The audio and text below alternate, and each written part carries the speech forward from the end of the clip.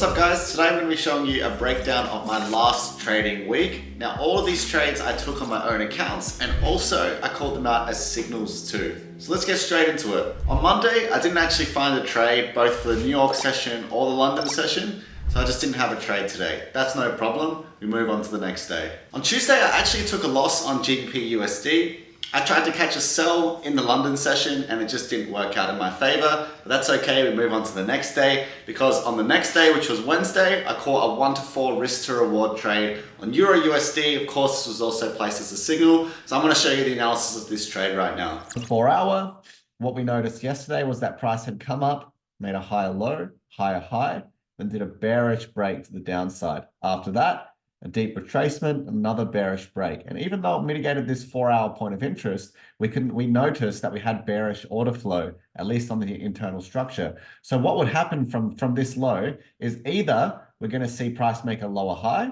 and we're going to get our confirmation to sell for then price to make a lower low. That's why I was targeting a 1 to 10, simply just to make a picture perfect lower low on this trade. Or we're going to go do a bullish breaker structure here, as you can see, and then we're going to continue higher, which is what price is showing us now, right? After that 4-hour close. But my actual entry itself, as we go down to the hourly, we can see that we had this lower low, lower high, lower low. From this high to low was my internal bearish range that I was working with. And with that range, I was looking for a sell. So I had marked out this hourly point of interest. Again, I just marked out the high of this just to not confuse myself. What else I could notice was after we made that internal structure, that bearish range, we also created equal highs, or the relative, equal highs around the Asia high level. We then mitigated the POI itself. This is where we were looking for buys. Before we actually came into our trading session, what we actually noticed was that price had created, after taking that Asia high, a lower low. Price had then created this beautiful POI, which was our sell area. Now, this whole area was my sell area where I explained to you guys that we wanted to see a 1-minute break to get into a sell. However, look what happened here. Price doesn't break structure, just keeps going, keeps going, keeps going. Goes higher. Why? At that point, I was kind of like, well, shit, like now it's gone a bit higher than that. But when I looked deeper into this, I noticed that we actually had equal highs that were created and a sweep. So was this a breaker structure or was this a liquidity sweep? For me, I saw that as a liquidity sweep. Or we could also mark out this trend line liquidity here that we can target. Furthermore, we have this tiny trend line building up with price. So we know that price is overextended. We know that we're bearish. We know that external bias is bearish as well. We've done a sweep and a break. This is where the market execute was placed by myself. Stop loss 3 pips above, just to give it some room. Could have been nice and tight. But at the end of the day, we need to give that price a bit of room to breathe in case we come and take that liquidity once more, do a bit of a sweep, and then go. Instantly, we melt down, right? So instantly, we melt down, indicating to me that this, in fact, was a liquidity sweep and not a bullish break of structure. Now, this would have really tricked a lot of people and made a lot of people either close their trade or get scared, or move their stop loss below here, but that didn't make sense. And the main reason that made 0 sense, if we look at this, we have more or less, no, not more or less, we have an area of equal highs, right? All the way across there, we have an area of equal highs. So what that meant was we needed to be patient, because even though we're in this trade and we have a 3-pip stop loss, price can for sure come higher, take out all this liquidity, and then go lower. So that's exactly what happened, right? They mark out this whole area, liquidity, price decided to do one more sweep to the upside right there, and then it melted. We had another little minor trend line building up here, then we melt, make a lower low, trade is complete.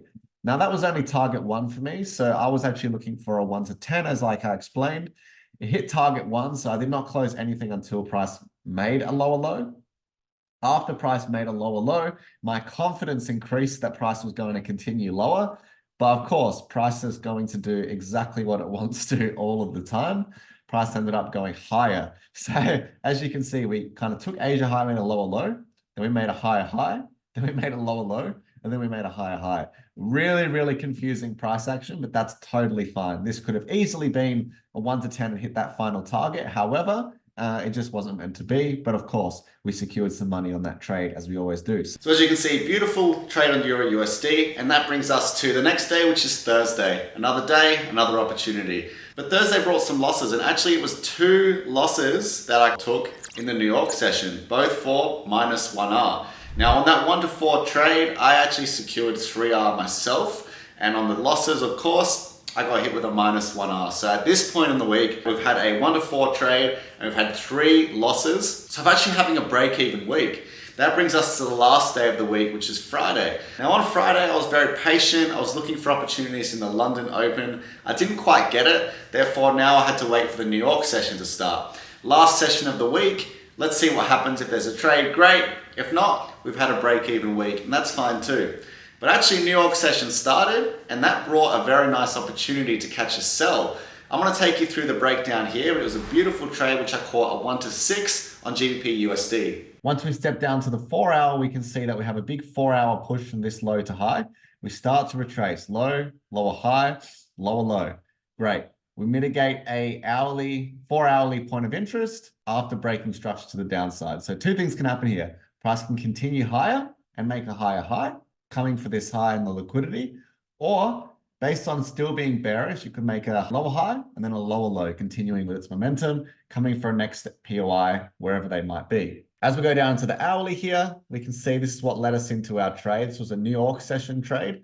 As you can see, price made a lower low, lower high, small lower high, not a deep retracement, lower low. But more or less, all this did was create equal highs all the way across here. So I was watching price action and looking at this, I was saying, okay, there is definitely validity to price coming up into this area here or an area up here, wherever the POIs are. But where's the liquidity right now? So how I was looking at it was we have equal highs all the way across. This whole area is relative equal highs, right? We've also got Asia liquidity here. So as you can see, we swept Asia, obviously a small reaction, but nothing crazy. Why? So we still have equal highs all the way across here.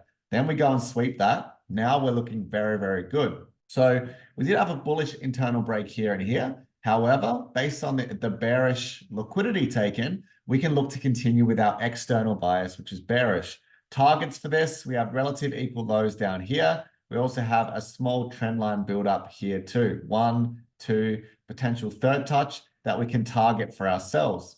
If we jump down into the 15-minute, you can see even more that what price did was created equal highs all the way across. Already took out the Asia high there.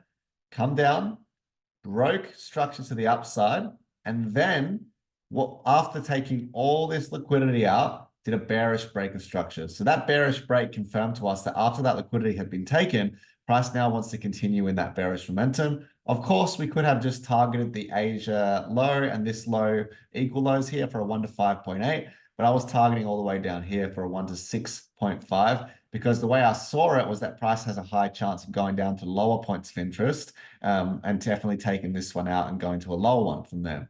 So how we got into the trade was quite simple. Now, when we look at this price action here, we don't really have a POI.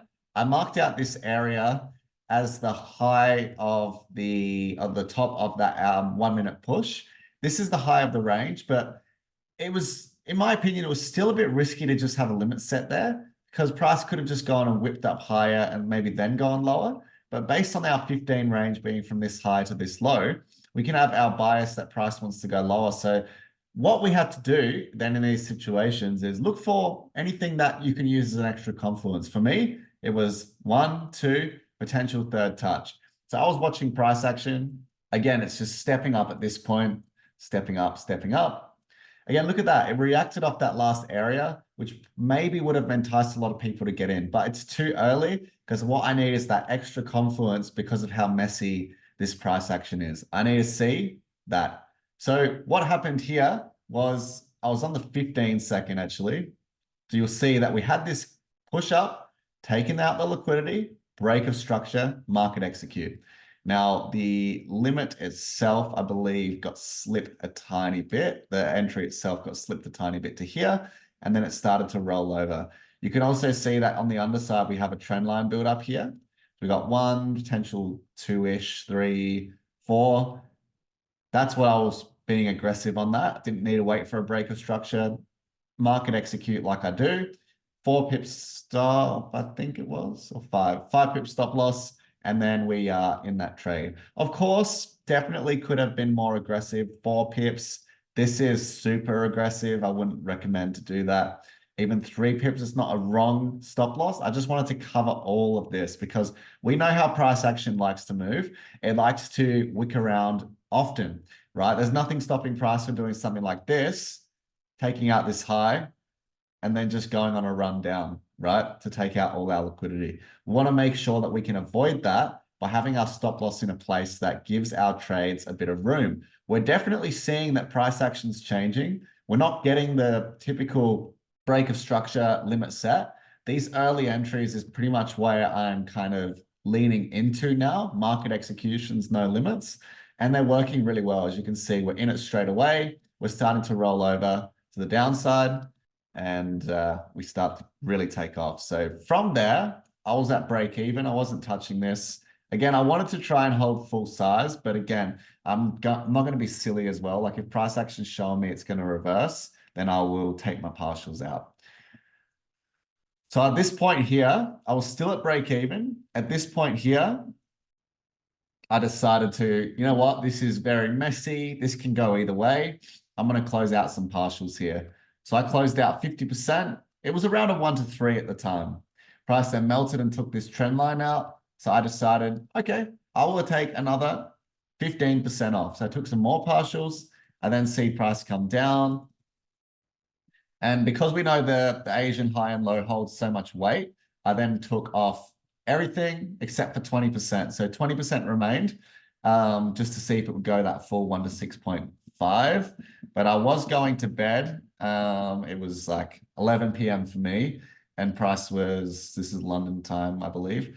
It was quite late, so I ended up closing. I can't remember where it was. I think maybe it was even somewhere here. Because I was at the point where I was like, you know what, the market's going to close. I don't want to get caught holding anything on the weekend, and I want to go to sleep. So I'm out. And price ended up just going sideways. I don't know what it's done now, but wouldn't have been logical to hold that over the weekend. It did hit a max of 1 to 6.1. Very good trade.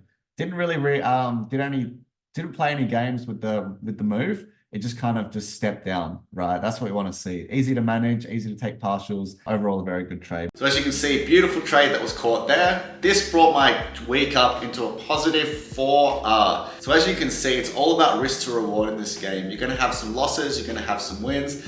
We only had 2 wins and 3 losses, but the week was a plus 4R week. So with good risk management, you can have these weeks where you might have choppy wins, losses, win, loss, couple losses in a row, few losses in a row, but then one good win can make all of that back.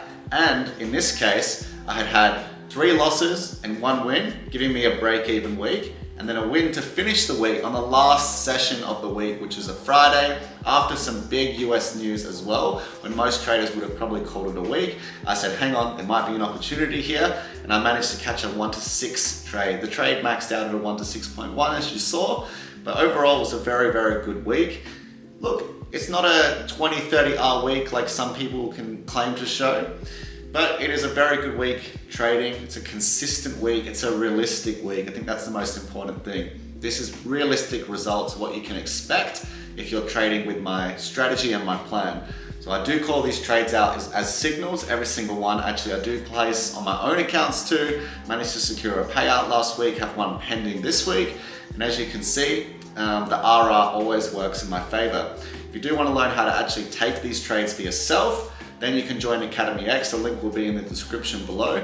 The Signal link will also be in the description below if that does interest you. But it's always good to learn the strategy as well, so you can actually know exactly why I'm entering, where I'm entering, how I'm managing that trade, and all the targets that we would have getting in those trades. So that's only $55 a month to learn the strategy. Signal Room is $99 a month. A great rest of your day, great rest of your week, and good luck in your trading careers. Thank you.